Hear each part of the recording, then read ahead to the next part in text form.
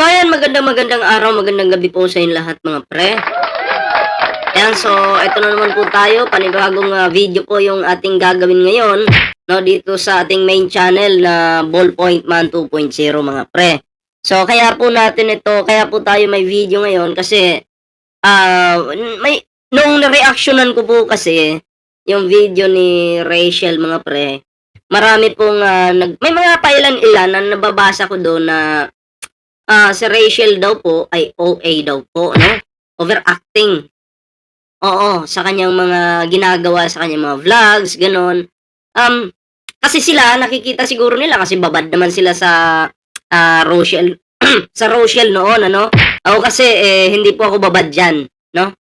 Nanonood lang ako pag may mga nadadaanan ko lang, gano'n. O, gano'n naman po tayo mga pre.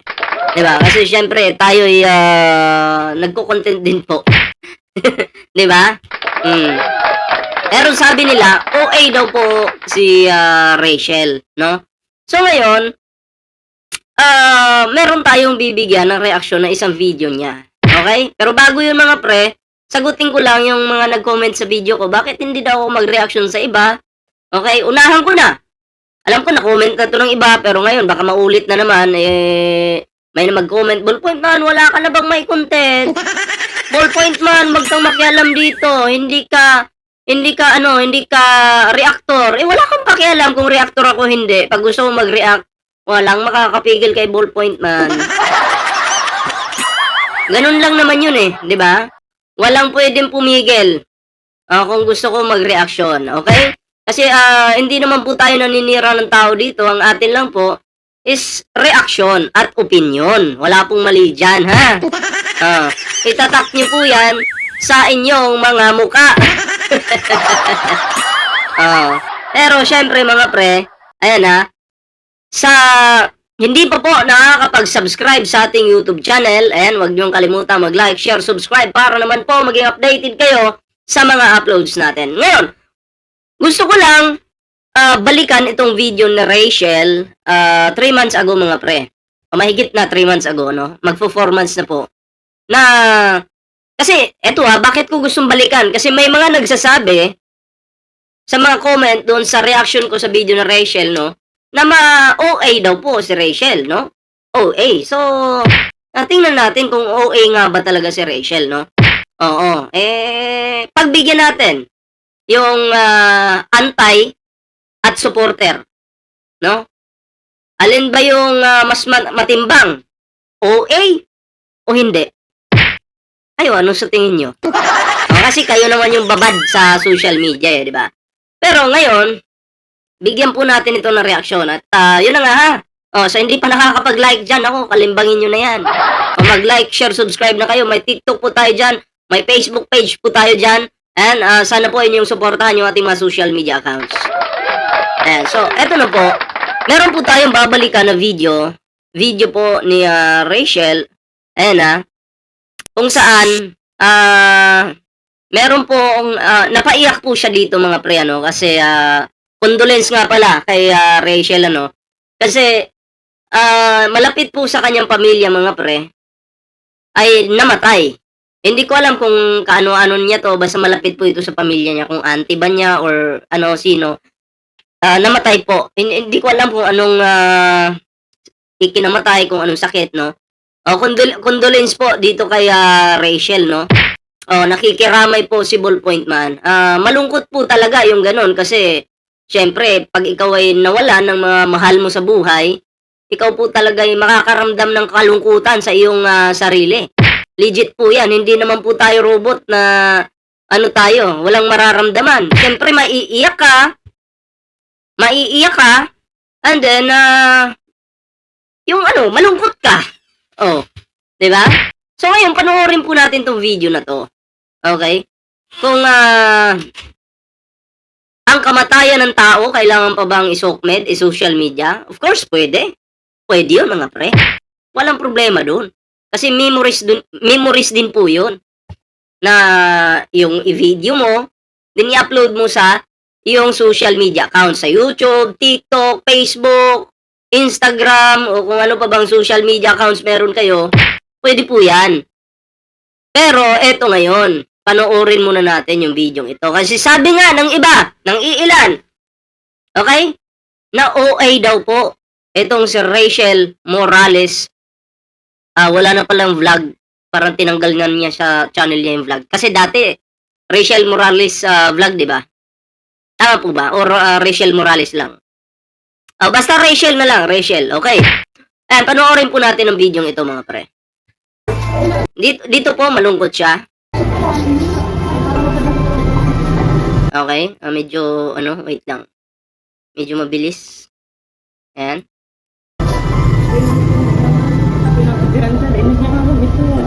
Okay, naiiyak-iyak po siya dito. Okay naman, normal naman tayo maiyak eh. Hindi napikiran siya. Ganyan na ito. Okay. Dito sa unang video, wala naman ako napansing mali dito. Okay. Kaulan niya. Pag-abot din sa emergency room.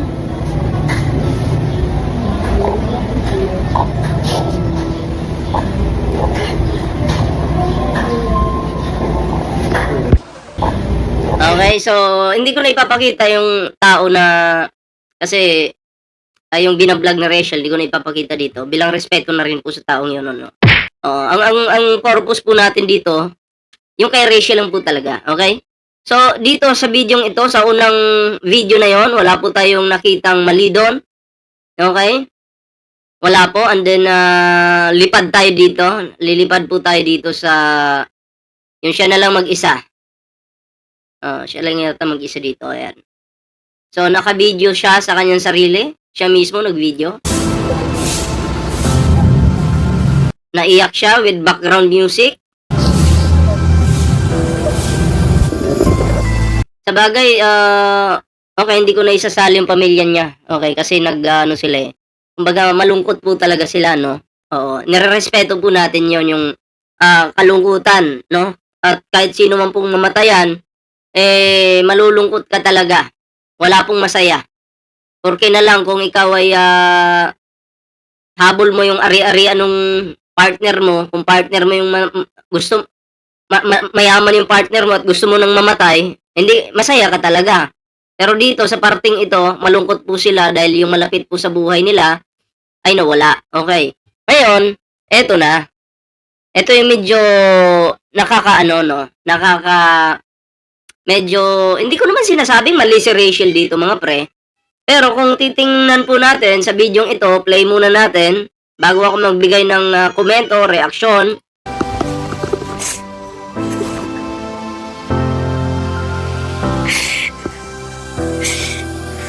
Okay? Luha? Check? Check ang luha. May luha po.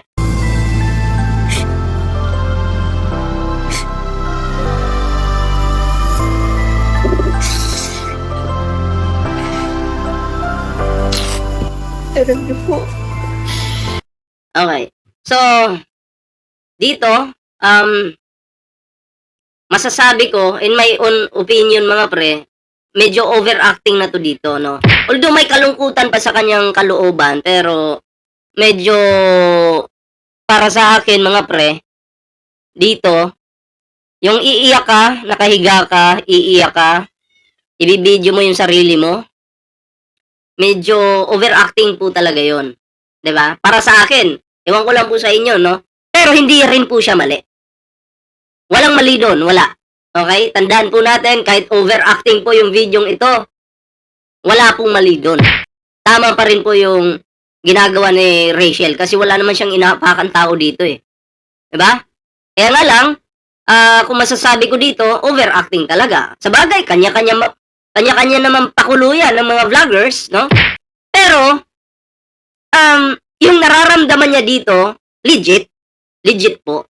Yung napansin ko lang dito, medyo over talaga yung kanyang pag-iyak na normal po yung umiyak tayo eh, pero yung i-video mo yung sarili mo, umiiyak ka, tapos ikaw yung mag-a-upload, ikaw yung mag-i-edit ng video mo, medyo, teka lang, parang kakaiba to ah. Diba? Parang, kung ako gagawin ko yun, mahihiya po ako. Ako yung mag-i-edit, ako yung mag-effort na umiyak, tapos naka-video ako sa sarili ko, mukhang kakaiba to. Diba? Pero nire-respeto po natin yung nararamdaman ni Rachel dito kasi legit po. Hindi po biro yung mawala ng mahal sa buhay. o malapit sa'yo, kahit kaibigan mo, mawala yan sa'yo, hindi po biro yan. 'Di ba? Oh, pero para sa akin, kung ako, normal lang na umiyak ka. Pero yung i-vi-video mo yung sarili mo, na umiiyak ka, ganito ganyan, pinapakita mong ganito, then ikaw pa yung mag-a-upload, channel mo pa, mukhang kakaiba. 'Di ba? Okay lang siguro kung ibang tao yung nag-video sa'yo, nakuhanan ka ng camera, na-videohan ka na umiiyak ka, medyo hindi po okay yun. Kasi ibang tao yung kumuha eh. Hindi mo alam eh, na na-videohan ka pala. Pero yung sa sarili mo, iiyak ka, naka-video ka, nakaganyan yung camera mo, nakatutok sa mukha mo. Tapos, ang dating nun kasi magdadrama ka eh, syempre. 'Di ba? Kanya-kanya kasi tayo ng pananaw eh, 'di ba? So, ano yun, medyo kakaiba medyo para sa part ko kung iisipin ko, nakakahiya dun sa video. Na ikaw mismo yung nag-video sa sarili mo tapos umiiyak ka. Okay? Oh, play pa natin. Oh, yan. Yung ganyan ba? 'Di ba? Na umiiyak ka na hawak mo yung camera, syempre nakaganyan ka. Hawak mo yung camera. Nagaganyan ka, nagba-vlog ka. Oh, kakaiba. OA. So, ang mai-advise ko kay Rachel dito, wag mong gawing sumbungan yung social media. Wag. Kasi, for me, hindi siya maganda. Ito'y payo ko kay Rachel Hindi naman ako galit sa kanya. Wala pa akong galit sa taong ito. Wala. Sino ba ako para magalit sa kanya? Wala naman siyang ginawang masama sa akin. Di ba? Oo. Pero, ito'y payo. Na, kontrolin mo yung sarili mo na, alam mo yung parang sa social media na yung sumbungan mo. Na parang, kailangan ko mag-post kasi kailangan ko ng atensyon. Kailangan ko umiyak kasi kailangan ko ng atensyon. Okay? Yun siguro yung iwas-iwasan mo, Rachel. Ito'y payo to Legit na payo to. Medyo masakit-sakit nga lang ng payo to. Okay? Pero legit to. Hindi to ka-plastikan. Totoong payo ito, Rachel At sana iwasan mo. Kasi naramdaman ko rin na kaya kayo nagkalabuhan ni Ruel dahil nga, yun nga, mahilig ka mag-emote sa Facebook. Di ba? Sa YouTube, mahilig ka mag-emote, maglabas ng nararamdaman. Hindi naman sa lahat ng bagay yung sama natin ng loob, ilalabas mo sa social media. 'Di ba? Ako may mga sama din po ako ng loob, pero never kong nilalabas 'yan sa social media. Legit po ito. Walang halong kuskus balungos to. Yung mga sinasabi ko dito. Pero ganun pa man, Rachel, nakikiramay po ako kasi hindi po, masakit po talaga yan, yung nangyari sa pamilya nyo, na mawala ng mahal sa buhay, okay? Pero, wag ka nang mag-i-emote sa social media kasi hindi maganda. Mababash ka, well, kung kaya mo yung basher, okay lang, tuloy-tuloy mo, wala namang mali sa ginagawa mo Yung pag-i-emote, walang mali dyan. Magiging mali na lang po yan kung marami ng taong madadamay, masasagasaan. Dahil syempre, minsan sa emote natin, nagpaparinig tayo. 'Di ba? Oh. Di maraming madadamay, maraming yung iinit yung ulo at magki-create yan ng basher. 'Di ba?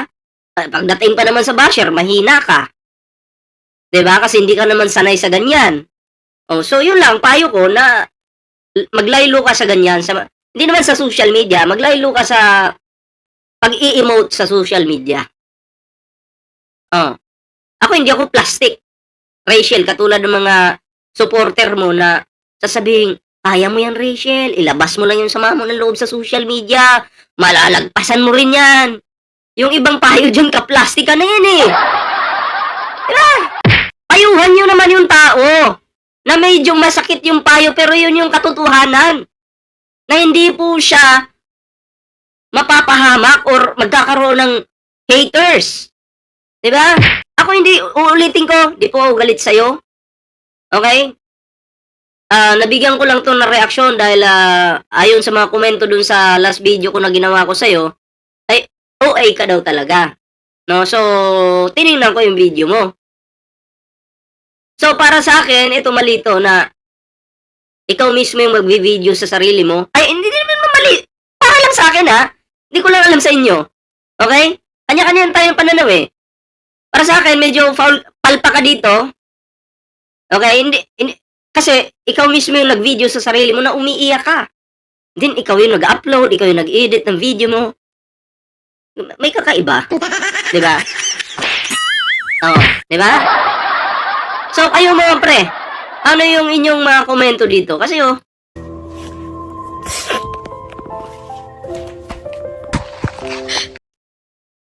kasi dito, nakahiga siya dito, yan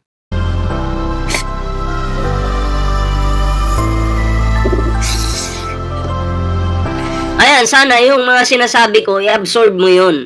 Huwag kang magagalit sa akin, Rachel, kasi hindi ako yung kalaban mo. Ha? Hindi ako yung kalaban mo. Ito ay katotohanan payo. Medyo masakit-sakit man, pero legit. Okay? Legit ang payo na to. Walang halong ka-plastikan to, Rachel. Oh, kailan pa ba tayo naging plastic? So, yun lang mga pre. At para sa akin, no?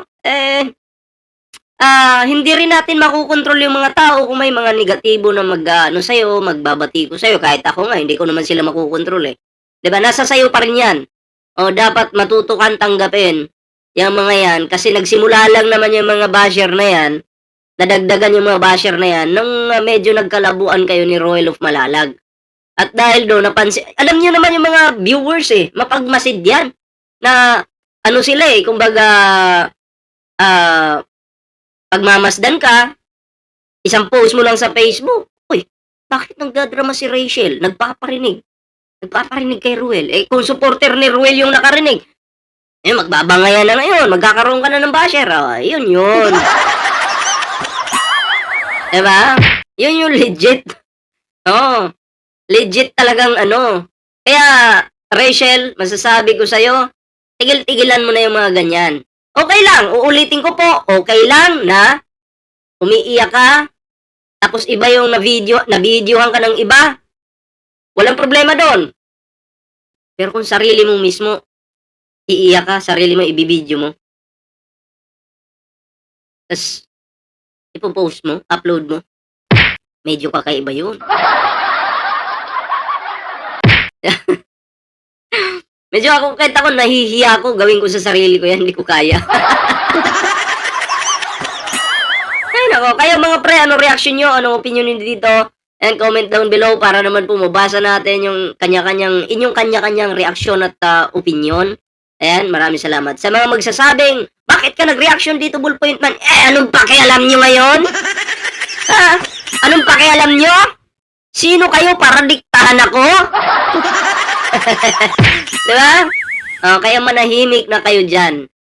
Kasi kung sino man yung makikitaan ko na comment ng medyo matigas-tigas yung muka, ikukontent ko rin kayo. Diba? Kumbaga part 3. Part 3 kasi part 2 na to eh. Part 3. Gagawan ko rin kayo ng content. Di tuloy-tuloy. Gusto niyo magtuloy-tuloy tayo? Mukhang masaya yan. Diba? So, yun lang, yung ating reaksyon. Kung sinasabing, wala ka nang makontent, Ballpoint Man, tangin na sa kabilang channel ko. Puro politics doon. Tad-tad na. Diba? Kaya wag kayong tatanga-tanga dyan. So, ayun lang po mga pre. Maraming salamat po. Kita-kits po tayo sa susunod na video. Ingat po kayo lahat. Magandang gabi po sa inyo lahat.